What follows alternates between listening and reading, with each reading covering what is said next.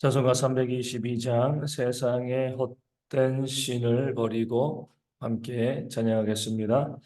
세상의 헛된 신을 버리고 하나님 이름 높여 기리세 온천하 백성 모두 나와서 다 같이 하나님만 섬기세.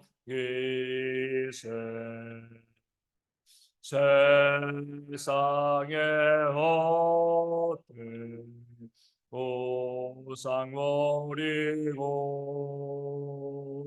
인간의 모든 복이 영원한 거짓과 불 모두 버리고 온전히 하나님만 섬기세.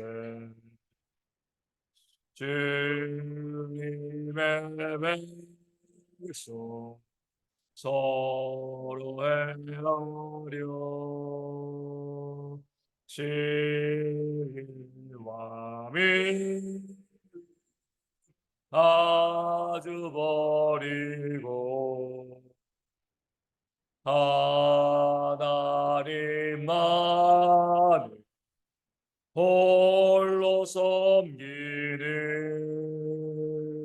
정국을 어서 이뤄주소서.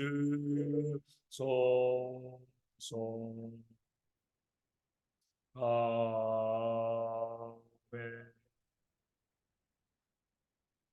사도신경으로 우리의 신앙을 함께 고백합니다. 나는 전능하신 아버지 하나님 천지의 창조주를 믿습니다. 나는 그의 유일하신 아들 우리 주 예수 그리스도를 믿습니다. 그는 성령으로 잉태되어 동정녀 마리아에게서 나시고 본디오 빌라도에게 고난을 받아 십자가에 못 박혀 죽으시고 장사된 지 사흘 만에 죽은 자 가운데서 다시 살아나셨으며 하늘에 오르시어 전능하신 아버지 하나님 우편에 앉아 계시다가 거기로부터 살아있는 자와 죽은 자를 심판하러 오십니다. 나는 성령을 믿으며 거룩한 공교회와 성도의 교제와 죄를 용서받는 것과 몸의 부활과 영생을 믿습니다. 아멘. 느헤미야 2장 13절과 14절 말씀을 함께 봅니다. 느헤미야 2장 13절, 14절 말씀입니다. 제 말씀 읽어드리겠습니다. 그 밤에 골짜기 문으로 나가서 용정으로 분문에 이르는 동안에 보니 예루살렘 성벽이 다 무너졌고 성문은 불탔더라. 앞으로 나아가 샘문과 왕의 못에 이르러서는 탄 짐승이 지나갈 곳이 없는지라. 아멘. 느헤미야는 그 밤에 자신이 예루살렘 성을 어떻게 건축해야 할 것인가 그 실상을 살피기 위해서 실제 점검을 나갔습니다. 그 어디를 다녀왔는가 무엇을 보았는가가 오늘 말씀 가운데 나와 있는 것이죠. 먼저 골짜기 문으로 나아갔다 이야기합니다. 이 골짜기 문은요 예루살렘에서 남서편에 보면 흰돔의 골짜기, 우리 성경에 많이 나오잖아요. 흰돔의 골짜기 위쪽에 위치한 이제 그런 문입니다. 남쪽에 있는 문 중에 가장 크고요 중요한 문이었습니다. 그렇기 때문에 우시아 왕은요 이 골짜기 문에다가 나중에 망대를 세우는 거죠. 이 멀리 바라볼 수 있는 그런 망대를 세웠습니다. 그리고 용정은요 말 그대로 우물이죠. 골짜기 문과 분문 사이에 있는 그런 우물입니다. 분문은요 한자죠. 분은 뭐예요? 이 똥분자잖아요, 그렇죠? 그러니까 이제 예루살렘 사람들이 이 그 더러운 오물들을 흰돔의 골짜기에 다 쏟아 부었다고 합니다. 그러할 때에 분문을 통해서 나가서 그 오물들을 버렸기 때문에 그 문 이름이 분문이 되어줍니다. 그러니까 골짜기 문이 있고요. 또 지나가면 용정 우물이 있고요. 그 다음에 분문이 있습니다. 한 500m 되어지는 그 거리를 느헤미야가 하나씩 살피면서 지나가고 있는 겁니다. 그런데 그 골짜기 문과 용정과 분문을 지나가면서 보니까 뭐라고 나와 있습니까? 성은 성벽이 다 무너졌고 성문은 불탔더라. 전에 하나님에게 들은 그대로 정말 성벽이 다 무너지고요. 그 성문은 다 불타서 재만 남아 있는 거죠. 실제로 그 참상을 느헤미야가 목도하게 되어지는 겁니다. 얼마나 마음이 아팠겠습니까? 하나님에게 들었을 때도 그 이야기가 너무나 마음 아파서 수일간 금식하면서 눈물로 기도했는데 막상 그 현장을 확인하고 나니까 아마 그 탐색하면서 지나가는 모든 발걸음마다 느헤미야의 눈물이 떨어졌을 겁니다. 가슴을 쥐어 뜯으면서 그 현장들을 지나갔을 거죠. 그러면서 오늘 14절 말씀하는 것은 앞으로 계속해서 나아갔습니다. 마음은 아프지만 다 봐야죠. 그래야지 그것을 건축할 수 있기 때문에 앞으로 나아가서 샘문에 이르렀다고 했습니다. 샘문은요, 오늘 말씀에 있는 것처럼 왕의 못, 그 샘 옆에 있는 문이기 때문에 샘문 이렇게 이제 불렸습니다. 왕의 못이란 것은요, 우리 셀라못이라고도 불리고 우리가 이제 잘 알고 있는 이름으로는요, 실로암 못입니다. 그렇죠? 실로암 못 이 근처에는 샘문 지나서 이 왕의 못을 지나가는데 이 실로암 못이요. 이 왕의 못이라고 불린 이유는요. 기온샘에서 물을 댄 이 왕의 동산 물을 끌어와서 왕의 동산에 이제 이르게 했는데 왕의 동산이 부근에 있었기 때문에 왕의 못이다. 또 실로암 못이다 이렇게 불려졌습니다. 그런데 이 왕의 못에 이르 왕의 못이니까 어때요? 왕의 동산에 있으니까 그 전에 얼마나 길이 잘 닦여져 있겠습니까? 왕이 행차하는 곳이잖아요. 그런 오늘 말씀을 떼서 보면 탄 짐승이 지나갈 것이 없는지라. 이 탄 짐승은요, 느헤미야가 그 밤에 이 순찰할 때에 살펴볼 때에 자기가 탄 짐승 한 마리를 데리고 왔는데 그 짐승을 타고 지나갔는데 그 짐승이 지나갈 만한 곳도 없었다는 거죠. 길이 다 황폐해지고 길조차 남아있지 않았다. 이 사실을 느헤미야가 이야기하고 있습니다. 굳이 이 이야기란 것은요, 그만큼 예루살렘이 완전히 무너졌다는 것. 그 성벽도요, 또 성문도 무너지고 불타고 이제 길도 없는 거죠. 길도 없어서 짐승도 지나가지 못할 정도로 그렇게 완전히 폐허가 된 예루살렘의 참상을 느헤미야가 보여주고 기록하고 있는 겁니다. 얼마나 그 마음이 아프겠습니까? 아, 길도 없구나.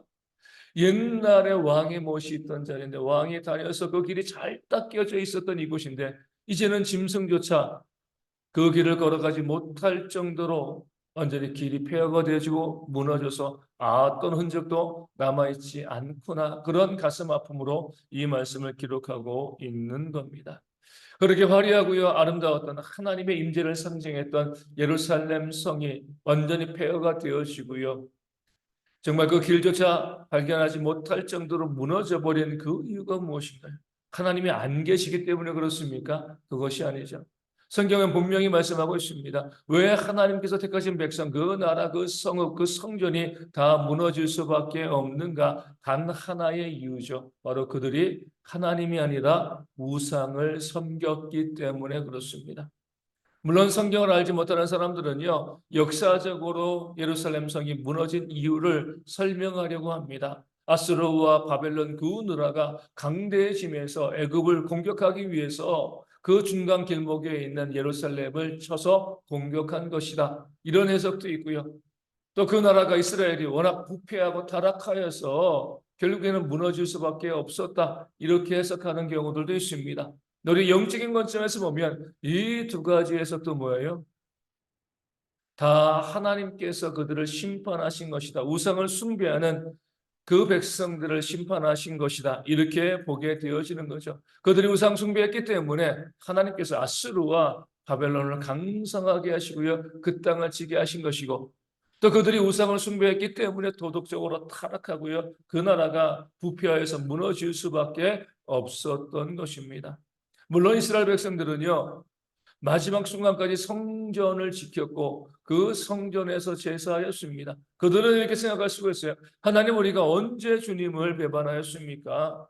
우리가 늘 하나님을 섬기고 늘 하나님께 예배했는데 왜 우리가 예배하지 않았다? 그렇게 말씀하십니까? 그럴 때 성경에 말씀하고 있는 건 뭐예요?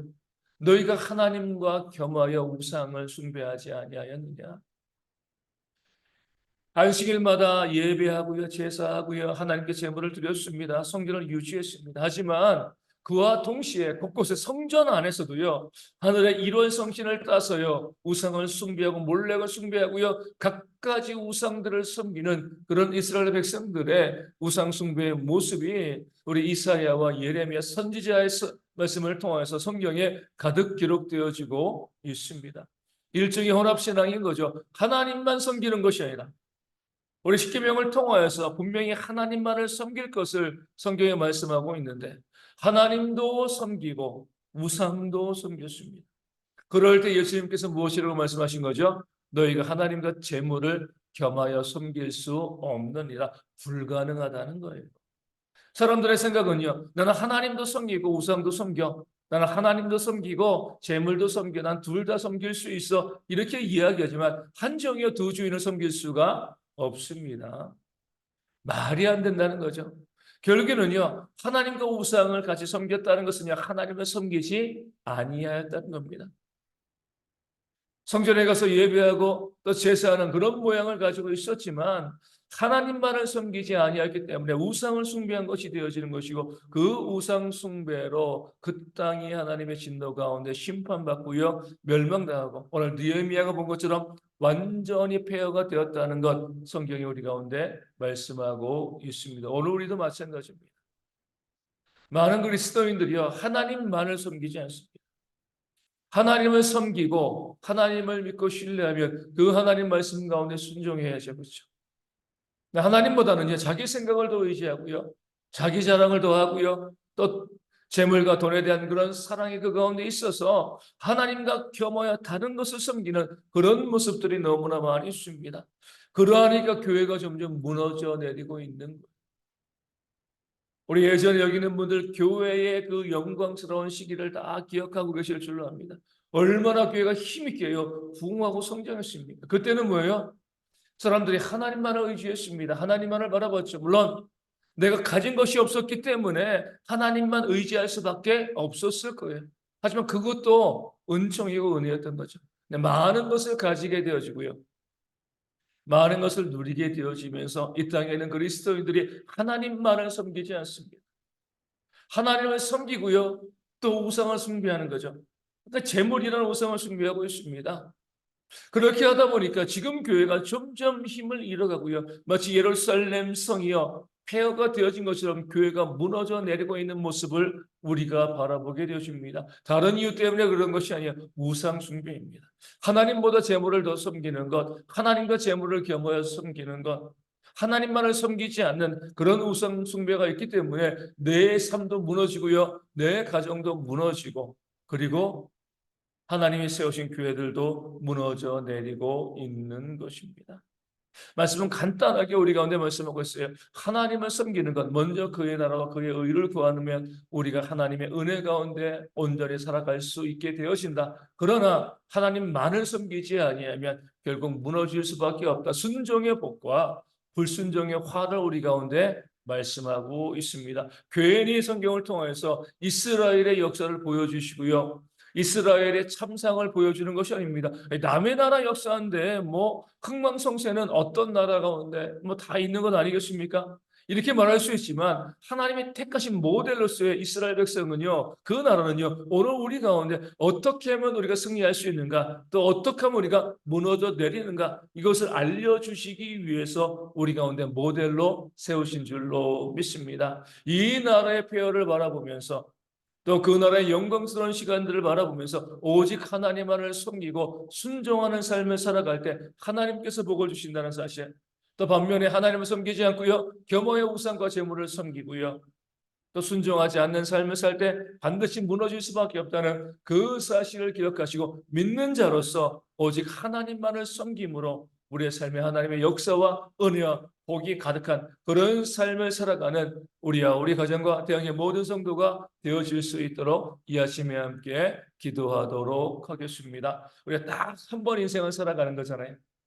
그 한 번의 인생을 살아갈 때 복되게 살아가는 것, 이것이 바로 지혜가 되어지는 줄로 믿습니다. 그런 지혜가 우리 모두 가운데 있도록 위하여 기도하여 주시고요. 육신의 질병 있는 자, 삶에 또 경제적인 어려움으로 힘들어하는 성도들 기억하여 주시고 그 모든 어려움 가운데 온전히 회복되어 주실 수 있도록 어르신들과 아이들의 건강 그리고 군인의 형제들의 건강과 안전을 위해서 기도하여 주시고요.